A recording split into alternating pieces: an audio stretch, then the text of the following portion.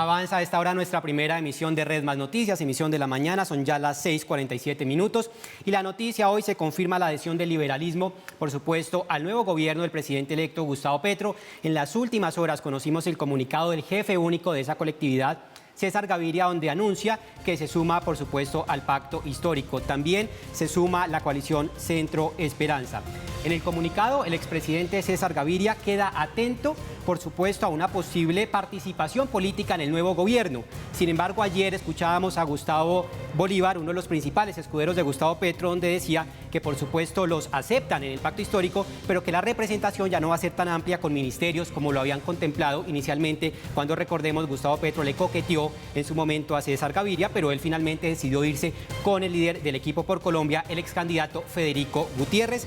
Entonces, pues vamos a ver qué sucede. Ya se vienen haciendo las reuniones de acercamiento entre el liberalismo, la coalición Centro Esperanza, y esto sin duda le permitirá a Gustavo Petro tener un margen de gobierno en el Congreso de la República. Recordemos que si bien el pacto histórico tenía una representación importante en el parlamentario, pues ahora, por supuesto, con el liberalismo va a tener mayor posibilidad de tramitar proyectos de ley y tener una gobernabilidad más importante durante los 4 años de gobierno de Gustavo Petro y Francia Márquez. Y otra noticia importante: esta tarde está prevista la primera reunión entre el presidente saliente Iván Duque y el nuevo presidente Gustavo Petro. Está programada, por supuesto, en la Casa de Nariño hacia las 5:30 de la tarde. Es un encuentro informal entre los dos mandatarios. Van a coordinar todo el proceso de empalme que, recordemos, inicia oficialmente el próximo viernes. Ayer la campaña del Pacto Histórico designó a las 3 personas que se van a encargar de iniciar ese proceso de empalme. Allí está también Mauricio Liscano, excongresista, y otros funcionarios que trabajaron con Gustavo Petro en la Alcaldía Mayor de Bogotá. Y por supuesto, como estaba previsto, Vladimir Putin presenta una felicitación al nuevo presidente de Colombia, Gustavo Petro. Desde Rusia, Putin asegura que no solamente espera retomar el carácter amistoso de las relaciones de su país con Colombia, también espera mantener el desarrollo de las relaciones de cooperación bilateral. Recordemos que los nexos colombo-rusos han sido tensos en los últimos meses debido a la invasión de Rusia a Ucrania y a la posición del presidente Iván Duque, que rechaza tajantemente esa invasión militar. Colombia ingresó también, además, como país invitado a la OTAN y desde ese entonces fijó su oposición contundente a la guerra contra Ucrania que lidera Vladimir Putin. Y otra noticia: hoy a las 4 de la tarde está prevista en la Registraduría Nacional del Estado Civil la entrega de credenciales al nuevo presidente de los colombianos, Gustavo Petro. En la Plaza de la Democracia de la entidad se va a hacer la entrega oficial de las credenciales tanto a Gustavo Petro, nuevo presidente, y a Francia Márquez, vicepresidenta, que tomarán posesión el próximo 7 de agosto. Bien, y como estaba previsto, también en las últimas horas se conoció la comunicación que tuvo Gustavo Petro con su homólogo de Venezuela, Nicolás Maduro, donde realizan acercamientos para reabrir las fronteras que, recordemos, estaban cerradas después de muchos años de relaciones rotas y fragmentadas. Dice Gustavo Petro en su cuenta de Twitter: me he comunicado con el gobierno venezolano para abrir las fronteras y restablecer en pleno el ejercicio de los derechos humanos en la frontera. 6 de la mañana, 50 minutos, avanza la primera emisión de Red Más Noticias. Y precisamente ya hay reacciones. Nos vamos a esta hora a norte de Santander, uno de los departamentos limítrofes con Venezuela. Allí los habitantes, por supuesto, se muestran optimistas con el anuncio de Gustavo Petro de reabrir la frontera con el gobierno venezolano. Colombia se prepara para abrir una nueva página en sus relaciones con Venezuela por la llegada de la izquierda al poder. El presidente electo de Colombia, Gustavo Petro, ha dicho que restablecerá las relaciones con el gobierno de Nicolás Maduro luego de 3 años de ruptura y graves acusaciones cruzadas entre Caracas y Bogotá. En el puente fronterizo Simón Bolívar, en la frontera binacional, algunos venezolanos recibieron con los brazos abiertos la noticia del triunfo de Petro. Estoy de acuerdo que haya ganado Petro porque la ideología que tuvo el presidente Chávez fue a unir a América, y entonces yo creo que Petro va a cumplir esos sueños. Estoy de acuerdo que Colombia tiene un nuevo presidente. Yo sé que el presidente va a gobernar para los que fueron excluidos en un tiempo. No obstante, el guerrillero colombiano marcó distancia con el gobierno de Maduro durante la campaña electoral, llegando a calificarlo de dictadura. Esperemos que no sea como en Venezuela, que lejos de prosperar económicamente, hemos ido en retroceso en cuanto a servicios, en cuanto a economía, en cuanto a la salud. Esperemos que sea algo diferente a lo que estamos viviendo y lo que hemos vivido en los últimos años en Venezuela. Bogotá y Caracas rompieron relaciones en 2019 después de que el gobierno saliente Iván Duque reconociera como presidente encargado de Venezuela al dirigente opositor Juan Guaidó. Desde entonces no hay consulados o vuelos directos y la frontera permaneció cerrada entre 2019 y octubre de 2021, lo que colapsó el comercio bilateral. Entre los temas de la agenda compartida se encuentra la migración provocada por la crisis en Venezuela y la seguridad en la frontera, donde continuamente se registran enfrentamientos entre grupos armados y fuerzas públicas. 6 de la mañana, 53 minutos y mucha atención. Hay alerta en Colombia en las casas de cambio porque reportan que no hay dólares en este momento para la venta. En varios de estos establecimientos, como les decíamos, no hay disponibilidad de la divisa estadounidense. Sin embargo, se mantienen las transacciones para comprar dólares por encima de los 3.150 pesos. Los puntos más traumáticos fueron los del aeropuerto El Dorado y el centro de la ciudad. Afirman los expertos que en la etapa preelectoral la gente salió a comprar en desbandada los billetes de la moneda extranjera, al creer que por supuesto se dispararía el precio después de las elecciones como ha venido ocurriendo en los últimos días. Es posible que haya acaparamiento en las casas de cambio. La escasez de dólares ha sido otra de las respuestas de la economía a la elección del presidente electo de los colombianos, Gustavo Petro.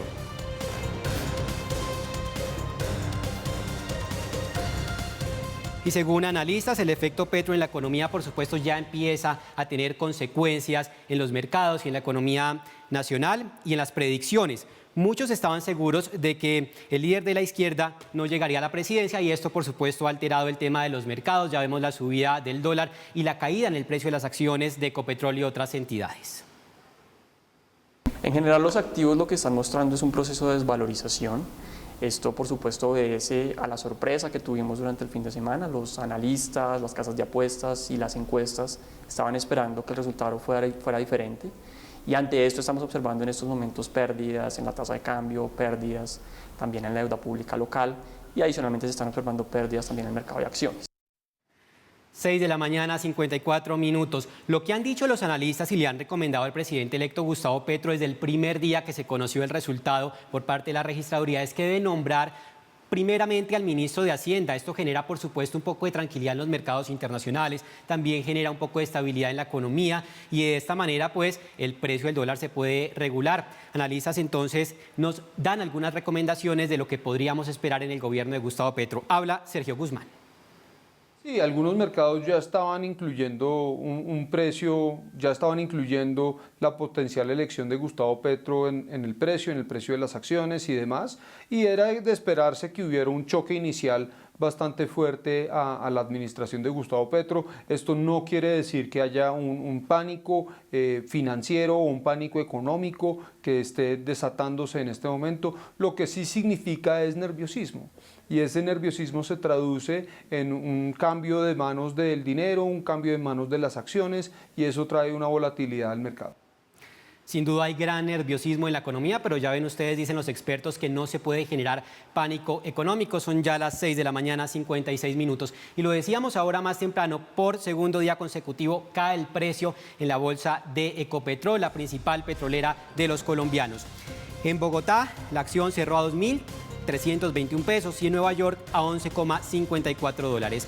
El comportamiento tiene que ver en lo local, por supuesto, por la incertidumbre que se mantiene sobre el futuro del sector petrolero después del triunfo de Gustavo Petro, y en lo internacional por la caída del crudo Brent de referencia para Colombia y el plan del presidente de Estados Unidos, Joe Biden, de reducir los costos de los combustibles de manera temporal.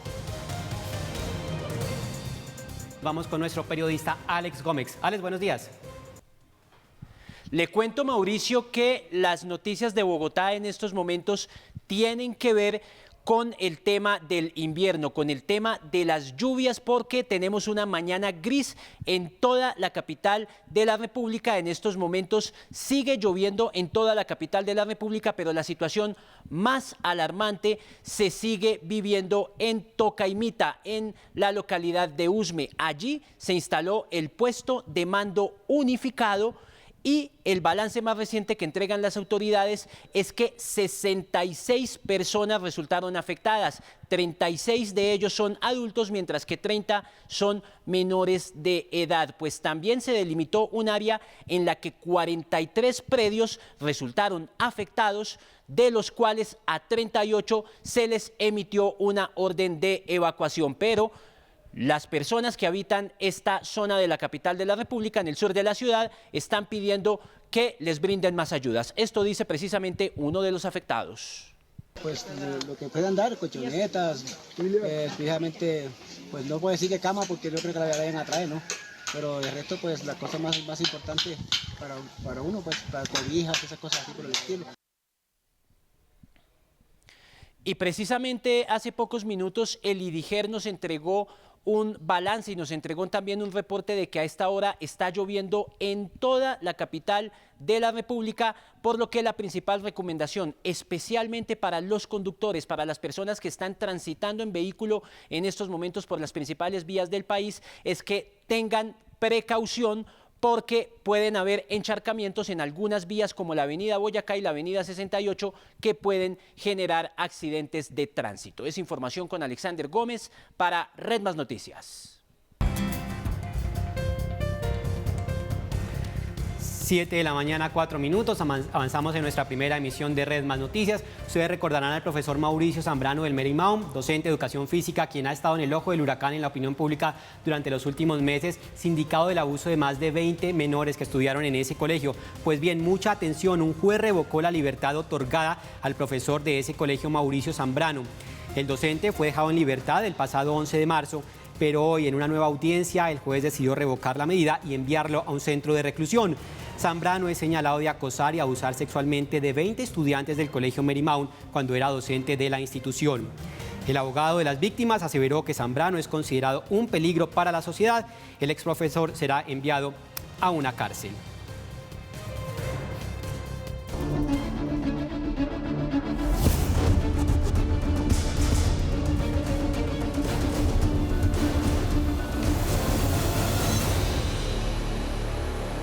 Red Más Noticias conoció nuevos detalles en el caso de la desaparición de la psicóloga Adriana Pinzón. Conocimos que el ente acusador solicitó la hoja de vida y la historia clínica del principal sospechoso del crimen, Jonathan Torres, cuñado de la mujer y quien al parecer sería la última persona que vio con vida a Adriana Pinzón en su apartamento en un municipio a las afueras de Bogotá. Pues la Fiscalía entonces pide la historia clínica, también las conversaciones de WhatsApp de este hombre y las llamadas telefónicas que le habría realizado en la última semana antes de que la mujer desapareciera. El cuerpo de ella todavía no aparece.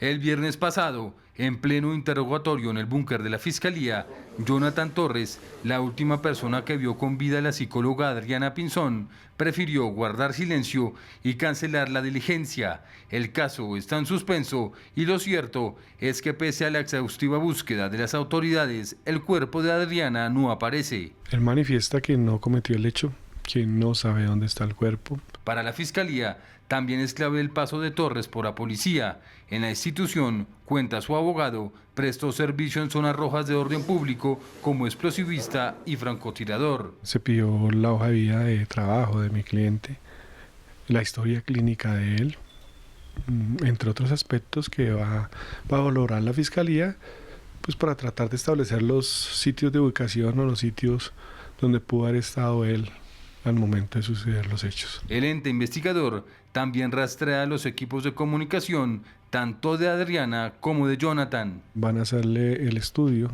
a las líneas telefónicas de mi cliente y de la persona desaparecida. Van a explorar todos los mensajes, van a explorar también el GPS, la ubicación de las celdas. Además de los videos donde el hombre sale del apartamento de Adriana con una bolsa de basura grande, la Fiscalía analiza los cuchillos con sangre encontrados en una maleta. Hasta el momento, pues la Fiscalía tiene las evidencias y los elementos materiales probatorios que, pues, como en una partida de ajedrez, ¿no?, nos tienen en jaque.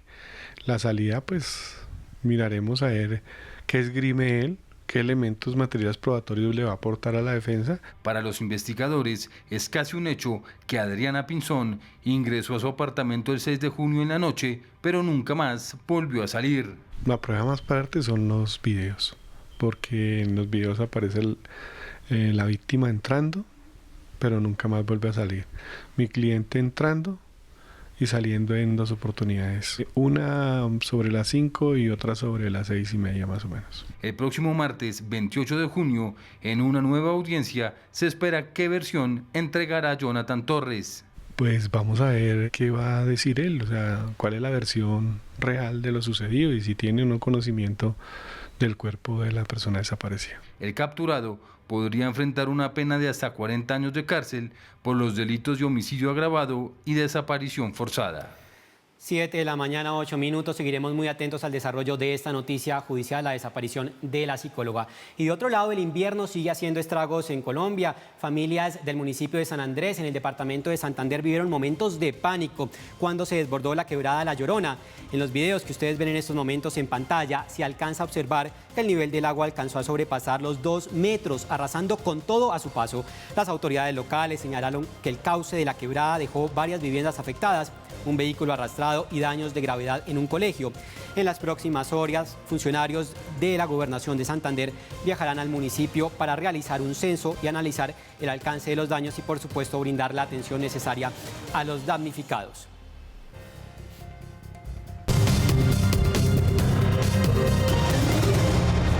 Volvemos con la noticia política del día. Se confirma entonces la adhesión del liberalismo al nuevo gobierno de Gustavo Petro y de Francia Márquez. En las últimas horas conocimos el comunicado del expresidente César Gaviria, jefe único del Partido Liberal, donde anuncia el respaldo a Gustavo Petro. También, por supuesto, allí mencionan en el comunicado que la coalición Centro Esperanza se suma al gobierno del Pacto Histórico. Dice César Gaviria en el comunicado que queda atento a la representación política que pueda tener el liberalismo en el nuevo gobierno. Gustavo Bolívar lo decía ayer, que aceptan, por supuesto, la adhesión del liberalismo a el nuevo gobierno, pero que la representación ya no va a estar tan enmarcada en ministerios y demás como sí lo había contemplado Gustavo Petro al inicio de los acercamientos con César Gaviria, pero él decidió irse a la campaña de Federico Gutiérrez y por eso la representación del Partido Liberal, pues hay que esperar que anuncia el presidente electo Gustavo Petro de cómo se van a dividir esas cargas. Y justamente los analistas ya empiezan a dar sus predicciones de cómo será el gobierno de Gustavo Petro durante los próximos 4 años, luego también de ya ver las decisiones que ha tomado en esta semana, la conversación que tuvo con el presidente de Estados Unidos, Joe Biden, el anuncio también con el gobierno de Venezuela de reabrir las fronteras. Así que así será el gobierno de Gustavo Petro durante los próximos 4 años. Es un cambio sustancial en materia política en Colombia. Se trata del primer presidente de izquierda, el primero que tiene una izquierda unificada en el Congreso y la bancada más grande, aunque no mayoritaria, en el Senado de la República. Hay una bancada numerosa, la segunda más grande en el Congreso. Pero además de eso, se trata de un candidato que no proviene de los partidos tradicionales. Esos diferentes elementos muestran que el próximo gobierno, el gobierno electo en Colombia, va a ser muy diferente de los anteriores. No va a pertenecer a la lógica bipartidista y tampoco a la lógica de élites que ha gobernado este país por muchísimo tiempo. Vamos a ver entonces cómo se comporta la gobernabilidad de Gustavo Petro en el Congreso, por supuesto con los congresistas que él ya tiene en su bancada del Pacto Histórico y con estas nuevas adhesiones a ver si de manera fácil puede tramitar proyectos de ley en el legislativo. Y en medio de la incertidumbre, los analistas también confían en que el nuevo presidente respete la institucionalidad, respete las libertades y la democracia, llamado que también ha venido haciendo el presidente Iván Duque. Gran dificultad va a tener el gobierno de Gustavo Petro. En primer lugar, porque va a existir una enorme tensión institucional ante todas sus propuestas de reforma que tienen unos componentes radicales muy importantes. Por ejemplo, en materia de salud, en materia de pensiones, de la prestación de servicios sociales en general, pero también en materia de tributación. El gobierno de Gustavo Petro ha propuesto, o en su programa de gobierno, propuso un paquete tributario que significaría una carga insoportable para la mayor parte de las empresas del país. 7 de la mañana, 12 minutos, y salimos a la calle para medir el pulso de los colombianos sobre el triunfo de Gustavo Petro en la presidencia de Colombia. Los colombianos hablan y las opiniones están divididas. Y somos muchos los que creímos en esto, los que teníamos la esperanza. Y hoy, wow, se hizo realidad. Para mí Petro lo es todo, porque Petro es una persona que está con los pobres, no es orgulloso. Petro le da todo a los pobres, mientras a los ricos le quitan a los pobres. Y yo lo que Petro no permite y es lo que me gusta de él. No era mi candidato, pero oraré por él, oraré mucho por él, para que nos lleve a una mejor Colombia, a un cambio total. Nunca se había visto en este país un cambio que puede ser un cambio total y favoreciendo a la gente más necesitada. El comentario de Mauricio. Gran discusión ha generado en las últimas horas la llamada que hubo entre el presidente electo de Colombia, Gustavo Petro, y Nicolás Maduro, el presidente de Venezuela. Algunos dirán que el líder autócrata de Venezuela. Y esa llamada es muy significativa no solamente porque significa un quiebre, un viraje en las relaciones que ha tenido Colombia con Venezuela, en concreto el gobierno de Iván Duque, que no tiene relaciones directamente con Nicolás Maduro, sino por lo que puede significar hacia adelante. A partir de mensajes y trinos de Nicolás Maduro nos enteramos que hubo 3 temas fundamentales. El primero de ellos, la reapertura de la frontera. Y habrá gente que dice, pero si la frontera se empezó a abrir desde el año pasado y la gente va y viene. Sí, pero hay 2 temitas adicionales. Uno, que de noche se cierra por parte de las autoridades venezolanas y eso significa que no hay un libre tránsito de personas como debería ser del todo. Y 2, que el tránsito de mercancías sigue bloqueado. Por lo tanto, hay que regularizar también el tránsito de mercancías, hacer recuperación de infraestructura, etcétera, etcétera. Primer punto, la reapertura de la frontera. Pero hay 2 puntos adicionales que mencionó Nicolás Maduro de esa conversación. El primero de ellos, la paz. No, la paz es una cosa genérica, abstracta, para nada. La paz tiene mucho que ver con lo que está pasando en el Arauca, con los grupos de guerrilla colombianos que se ocultan y que se permanecen al otro lado de la frontera y con la situación de Catatumbo. Por lo tanto, vamos a ver hacia dónde va una supuesta cooperación para tratar de mejorar las condiciones de violencia e inseguridad en la frontera, pero es un tema prioritario. Y el último, restablecimiento pleno de relaciones entre los 2 países. Una cosa es abrir la frontera, otra cosa es cooperar para la paz y otra restablecer plenamente las relaciones, cosa que están esperando mucho los colombianos que viven en Venezuela, los venezolanos que viven en Colombia, que son millones, se cuentan por millones y que requieren de relaciones consulares. Obviamente mucha gente dice, ¿y detrás de eso vendrá la influencia política? Pues amanecerá y veremos.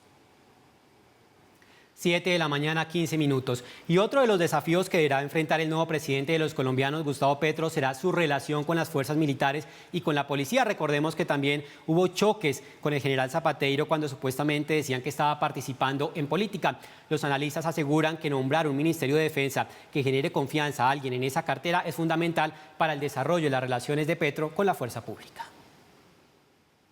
A 47 días de que se posesione el próximo presidente Gustavo Petro, hay grandes retos. Quizás uno de los más inmediatos de su agenda es tender el puente de confianza con las fuerzas militares, fracturado en los últimos meses por su enfrentamiento con el comandante del ejército y por las propuestas que hizo en campaña sobre la policía.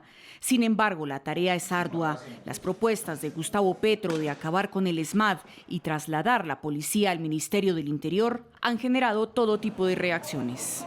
Eso es politizar nuestra Policía Nacional y darle una patente de corso para que volvamos hacia 1950 y pico, cuando la famosa policía chulavita que tanto daño le hizo al país. Los cambios que plantea Gustavo Petro en materia de seguridad, de reforma a la policía, de una reestructuración de varios puntos de las fuerzas militares, pues son cambios que se van a dar también dentro del Congreso de la República. Vamos a ver debates muy de fondo sobre el tema de doctrina militar y policial, y esos cambios y esas transformaciones se tienen que dar de una forma también armónica y negociada. Petro ha hablado también de hacer una reforma a la policía. En su discurso del 19 de junio, la presencia de la mamá de Dylan Cruz en tarima se percibió como un claro mensaje, para algunos populista, para otros de gran trasfondo. Deja 2 mensajes claros. Primero, que Gustavo Petro va a estar muy cercano a las víctimas de cualquier abuso policial o exceso de fuerza. Y lo segundo, que el tema de los derechos humanos va a ser un pilar de su gobierno. No es tan significativo y no pasa de ser anecdótico. Es un símbolo que quiere explotar la campaña política del populista Petro. Pero quizás una de las asperezas que más debe limar el nuevo presidente es con el ejército, no solo por las pullas que se han lanzado mutuamente con el general Zapateiro, sino por las propuestas que ha hecho el nuevo jefe de Estado de darle más visibilidad a los mandos medios. Para empezar a construir una relación de confianza entre el presidente electo Gustavo Petro y las fuerzas militares y de policía, dos variables principales. Primero, que la persona que llegue como ministro o ministra de Defensa sea una persona técnica que conozca la cartera y que genere confianza dentro de la tropa y que no sea un político tradicional o controversial cercano a la línea de Gustavo Petro. No sabemos de dónde va a sacar tanto dinero para prometer todo lo que él ha dicho en esa carta y ha dicho en su programa. Lo cierto del caso es que suspender el fuero militar, prohibir la prestación del servicio militar obligatorio, tantas cosas que él promete, pues realmente afecta la institucionalidad militar del país. De la relación del nuevo mandatario con las fuerzas militares dependerá el éxito del ataque frontal contra la delincuencia ciudadana, la reducción del narcotráfico y la ofensiva contra los grupos al margen de la ley.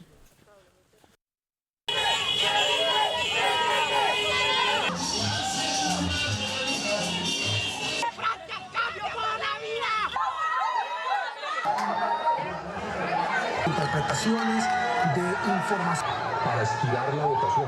Y si usted se da cuenta, en Bogotá...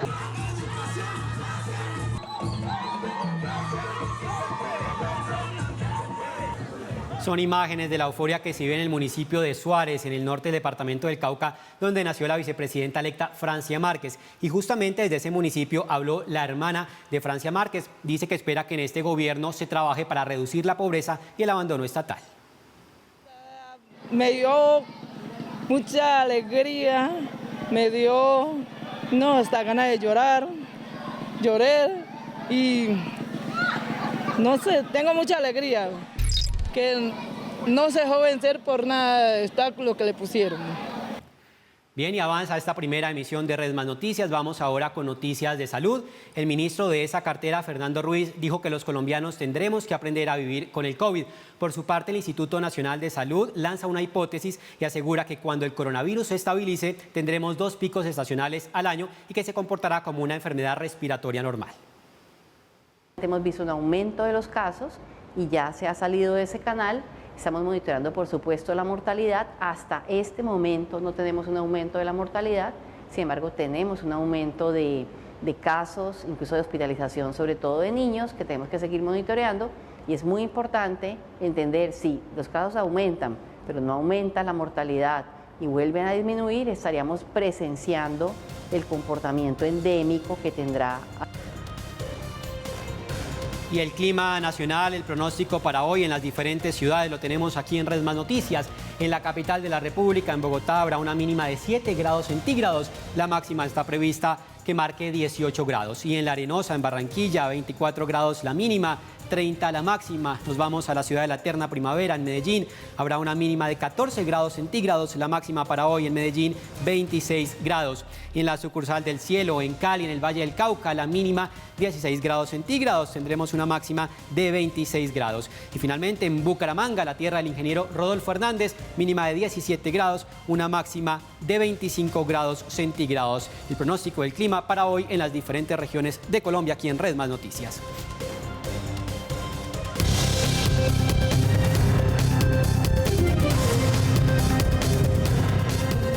Continuamos con noticias de Bogotá porque se vive un caos en la localidad de Suba. Hay cortes de agua. Don Alexander Gómez, buenos días. Vuelvo con usted. ¿Qué es lo que pasa en la localidad de Suba?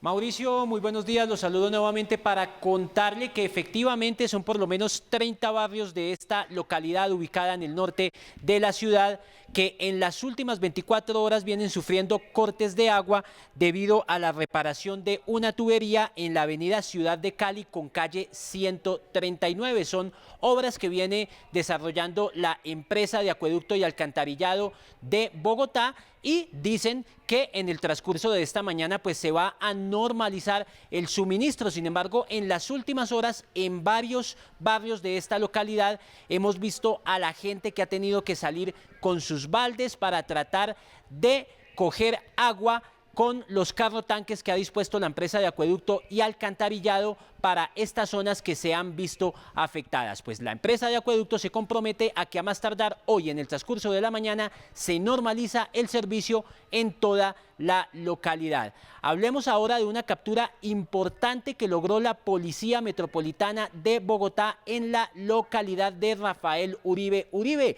un supuesto miembro del Clan del Golfo, identificado como alias Emerito, fue detenido en las últimas horas. Esto es lo que dice el oficial de inspección de la Policía Metropolitana de Bogotá sobre este importante golpe.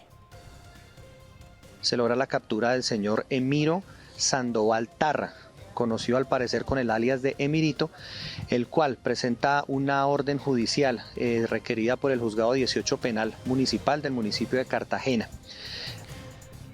Pues alias Emirito, como se le conoce a esta persona que fue detenida ayer en la localidad de Rafael Uribe Uribe, pues delinque más que todo en Cartagena, en el departamento de Bolívar, y según la Policía Metropolitana de Bogotá, tiene por lo menos 28 anotaciones por casos de sicariato en esa región del norte de la ciudad. Es información con Alexander Gómez para Red Más Noticias.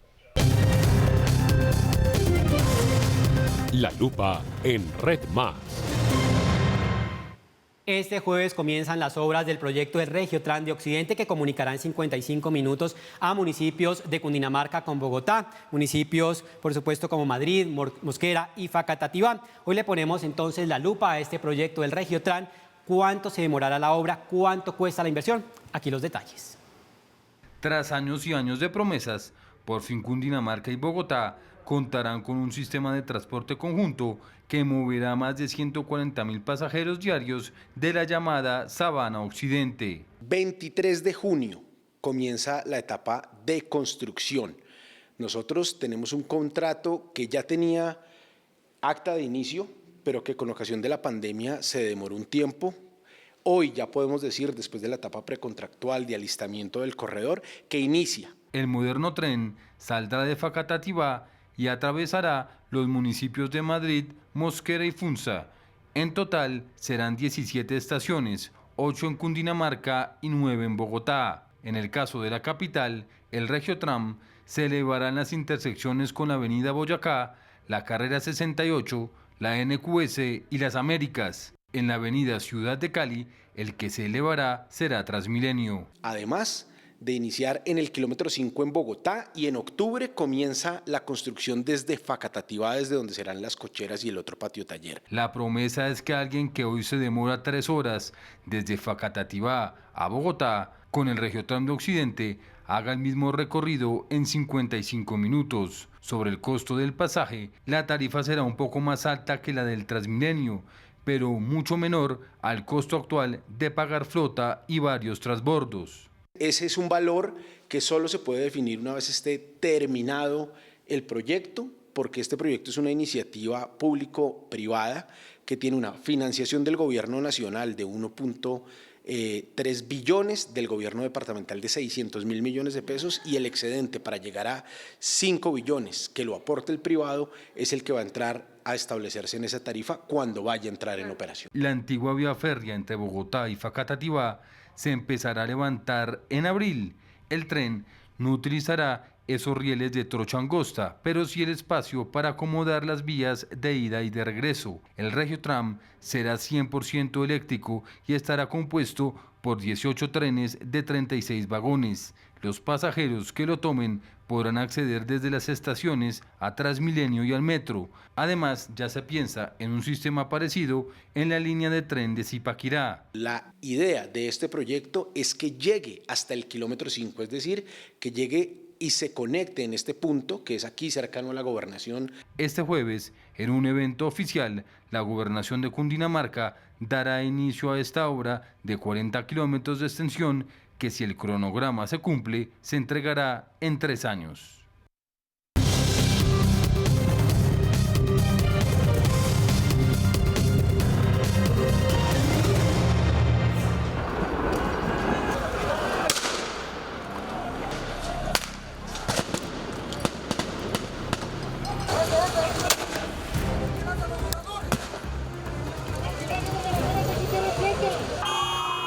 7 de la mañana, 27 minutos, y en noticias que marcan la agenda internacional, se cumplen los primeros 10 días de las protestas en Ecuador contra el gobierno del presidente Guillermo Lasso por parte de los indígenas. Las manifestaciones ya dejan con preocupación 2 fallecidos, 61 ciudadanos heridos y más de 86 detenidos. Se estima que 16 policías están desaparecidos. El estallido social en el vecino país surgió por la disparada que se pegó la inflación en Ecuador. 10 días ya cumplen entonces las protestas en Ecuador por parte de la comunidad indígena y ya reportan las autoridades 2 personas fallecidas. Y nos vamos ahora para la isla de Cuba, que sufre emergencia por falta de luz desde hace aproximadamente casi medio año. En las diferentes localidades de la isla hay apagones. Mientras el calor se torna insoportable por las noches, los racionamientos de luz se mantienen como un punto de inflexión que preocupa ya al régimen castrista.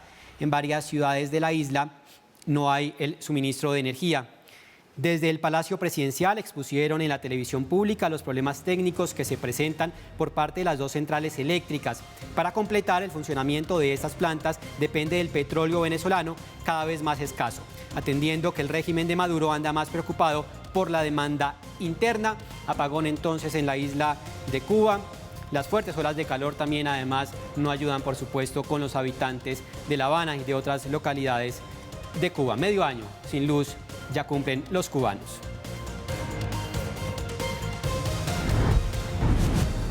Lula da Silva, por su parte, el presidente favorito de las encuestas, presentó su programa de gobierno que contiene 121 puntos para la recuperación de Brasil. Los ejes de este líder de izquierda moderada son las políticas sociales y la protección de la Amazonía y de los pueblos indígenas. Este último punto lo distancia de su contrincante Jair Bolsonaro, quien ha permitido la tala descontrolada de árboles y de hectáreas de selva. Nos vamos ahora para Chile, al sur del continente. Gabriel Boric no levanta cabeza. Desde este miércoles se enfrenta un paro convocado por 45.000 trabajadores de la empresa nacional de cobre, Codelco. La nueva tensión se debe al cierre de la filial Fundición Ventanas, que convirtió a esta región de Valparaíso en uno de los lugares más contaminados de Sudamérica.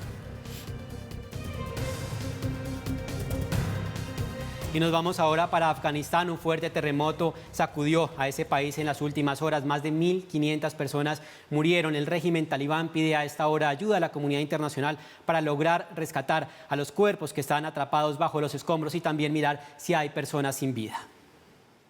A la 1 de la mañana, hora local, un terremoto de magnitud 6,1 que ocurrió a una profundidad de 51 kilómetros sacudió la provincia de Partika, al suroeste de Afganistán.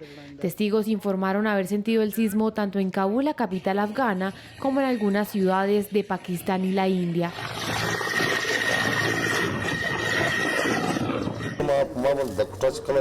Cuando el techo se me vino encima, pensé que me habían disparado con un arma. Me dolía el cuerpo y tenía ardor. Traté de levantarme, pero no pude.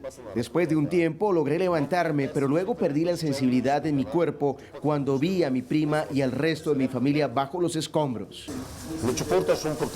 Las casas, en su mayoría construidas con barro, quedaron reducidas a escombros, mientras que el número de fallecidos ya supera los 1.000.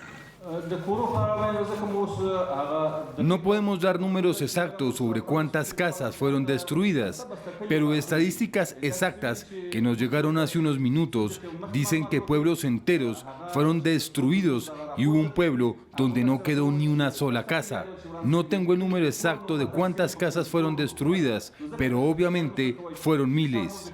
Los talibanes pidieron ayuda internacional para las labores de rescate. Estimaciones preliminares, estamos hablando de lo que se ha visto. Probablemente se requerirán al menos $15 millones de inmediato para responder a las necesidades de múltiples sectores. Nos preocupan no solo los artículos no alimentarios y llevar a las personas a los refugios y proporcionando suministros médicos, pero también previniendo enfermedades transmitidas por el agua. Desde el Vaticano, el Papa Francisco envió sus condolencias. En las últimas horas, un terremoto ha causado grandes daños en Afganistán. Expreso mi pésame a los heridos y afectados por el terremoto y rezo en particular por aquellos que han perdido la vida y sus familias. Espero que con la ayuda de todos se pueda aliviar el sufrimiento del pueblo afgano. Afganistán es golpeado con frecuencia por terremotos, especialmente en la cordillera del Hindu Kush, que se encuentra cerca de la unión de las placas tectónicas de Euroasia e India. 7 de la mañana, 32 minutos, y de Afganistán nos vamos para Estados Unidos, a Texas, porque sigue el eco de la tragedia en uno de los colegios donde, recordemos, hace varios días se presentó un tiroteo masivo. La escuela primaria Robb en Uvalde, Texas, donde un hombre armado mató a 19 estudiantes y 2 maestros, será demolida. Así lo anunció el alcalde de la ciudad, quien señaló que tras la tragedia no es posible pedirle a estudiantes que regresen al recinto después de las vacaciones de verano. Entre tanto, ante una audiencia en el Senado del estado de Texas sobre la respuesta al tiroteo masivo, el director del Departamento de Seguridad Pública calificó la respuesta de la policía como un fracaso despreciable. Y Trump intimidó a los funcionarios electorales en Georgia, reportan las autoridades, así lo asegura una investigación del Senado sobre el asalto al Capitolio. Son ya las 7 de la mañana, 33 minutos. El comité legislativo que investiga lo sucedido el 6 de enero de 2021 señala que el expresidente Donald Trump intentó cambiar los resultados electorales de los comicios de 2020. Uno de los testigos fue el secretario de Estado de Georgia, a quien Trump habría exigido que encontrara los votos suficientes para revocar el resultado de los comicios en ese estado, cuando ya alegaba que los demócratas habían cometido un fraude. Que lo que le sucedió a Mike Pence no era una parte aislada del plan de Donald Trump para anular las elecciones. De hecho, presionar a los servidores públicos para que traicionen su juramento fue una parte fundamental del libro de jugadas. Y sigue la guerra en Rusia y Ucrania después de que se reunieran los 27 miembros de la Unión Europea. Ha anunciado el presidente Vladimir Putin que continúan la ofensiva contra diferentes ciudades de Ucrania. Rusia sigue firme en su objetivo de tomarse las regiones clave de Ucrania y se acercan a la única zona urbana en Lugansk que todavía no controlan, mientras poco a poco se va cerrando el cerco. Con la ayuda de movimientos tácticos, el ejército ucraniano está fortaleciendo su defensa en la región de Lugansk, donde se ha hecho ahora. Es la más dura. Los ocupantes están presionando muy seriamente también en Donetsk. Sin embargo, crece la esperanza a puertas del encuentro de los 27 países miembros de la Unión Europea, que por unanimidad darían luz verde a Ucrania para su candidatura. Hoy fue un día de trabajo muy activo de política exterior, casi una maratón de negociaciones telefónicas. Estamos ampliando el círculo de quienes están apoyando la candidatura de Ucrania y agregando la certeza de que será una decisión positiva. Ucrania recibió el primer armamento pesado de Alemania, mientras su canciller Olaf Scholz asegura que aún están lejos de lograr un acuerdo de paz. La verdad es que estamos lejos de las negociaciones entre Ucrania y Rusia, porque Putin todavía cree en la posibilidad de una paz dictada. Teniendo claro que sea cual sea el paso a seguir, deben contar con Ucrania. Ucrania y solo Ucrania decide lo que es correcto para ellos en posibles negociaciones con Rusia. Nada sobre Ucrania sin Ucrania es nuestro lema. Tras el más reciente paquete de sanciones por parte de la Unión Europea a Rusia desde Ucrania, destacan que la presión ha sido efectiva, pero que aún hace falta más. El séptimo paquete de sanciones de la Unión Europea es necesario lo antes posible. Rusia debería sentir un aumento constante de la presión por la guerra. El canciller alemán también señaló que la reconstrucción de Ucrania será una tarea de generaciones y pidió un plan Marshall para su recuperación.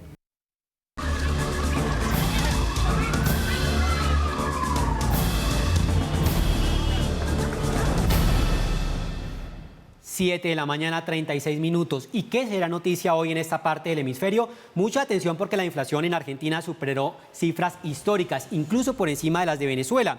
El índice inflacionario desde enero de este año en Argentina alcanza una acumulación del 29,3%. En el último año, el consolidado del costo de la vida es del 60,7%. Consultores expertos en el tema aseguran que la inflación de 2022 llegará al 68%. El nerviosismo se apoderó del gobierno de izquierda en Argentina.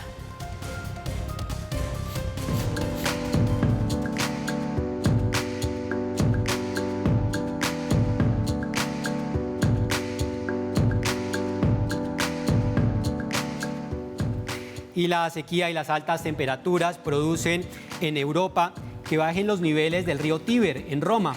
para el deleite de los amantes de la historia. Hace días quedó al descubierto un puente construido por el emperador Nerón. Con una botella de agua en la mano y mucho bloqueador, los visitantes disfrutan de las ruinas que datan del Imperio Romano.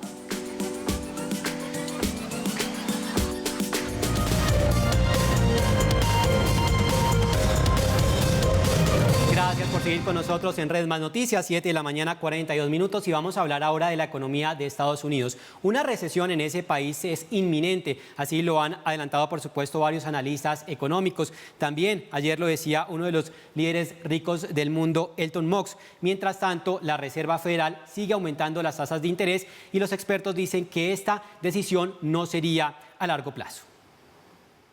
Durante las últimas semanas, economistas que han sido consultados por agencias económicas han advertido que Estados Unidos avance hacia una recesión económica y que al aumentar las tasas de interés crecen las posibilidades de que así ocurra.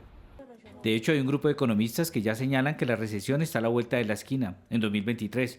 La alta inflación y la decisión de la Reserva Federal de aumentar las tasas de interés, que seguirá, como lo confirmó hoy el presidente de la Reserva Federal, Jerome Powell, sustentan esa teoría. Que lo que busca es desacelerar la economía y, por ende, bajar la inflación, que para mayo era del 8.6%, la más alta de los últimos 30 años, empujada por los precios de la energía. Powell, director de la Reserva Federal, fue claro la semana pasada y mencionó que la tasa de interés va a seguir subiendo hasta que se controle la inflación. El presidente del Banco Central estadounidense dijo que las subidas son apropiadas debido a que la inflación sorprendió al alza durante este año y que se pueden esperar incluso nuevas sorpresas. Ahora, el hombre más rico del mundo, Elon Musk, advierte que la probabilidad de que la economía de Estados Unidos entre en una recesión es más alta, aunque no cree que en el corto plazo. Sin embargo, el presidente de Estados Unidos, Joe Biden, dijo este miércoles que la recesión podría evitarse luego de una conversación que tuvo con el secretario del Tesoro, Lawrence Summers, quien ve una posibilidad de que el país esté luchando contra una estanflación. Esto es cuando no crece la economía y aumenta la inflación. La prensa económica indica que la Casa Blanca y los demócratas del Congreso están en conversaciones sobre una legislación que apunte a combatir la inflación y a controlar el déficit. Las tasas de interés pueden llegar incluso al 3.5%, aunque esto conlleve a una recesión, que significaría disminución del consumo y la inversión, un descenso en la demanda agregada, habría un freno en la actividad comercial e industrial, disminución de los salarios, los ingresos y el empleo, todo para buscar un equilibrio entre la oferta y la demanda. El paquete incluiría limitar el precio de la insulina, medicamento para los diabéticos e inversiones en la energía limpia. Y mientras se conocen esas intenciones, no son pocos los economistas que vaticinan una drástica contracción de la economía de Estados Unidos, lo que tendrá incidencias fuertes en el mundo y en esta región. Otros que no están de acuerdo señalan que son tiempos difíciles, que lo que habrá es una desaceleración y que al final de este año el crecimiento será pequeño. Dependiendo de las medidas, 2023 será el año en que se despejen las dudas.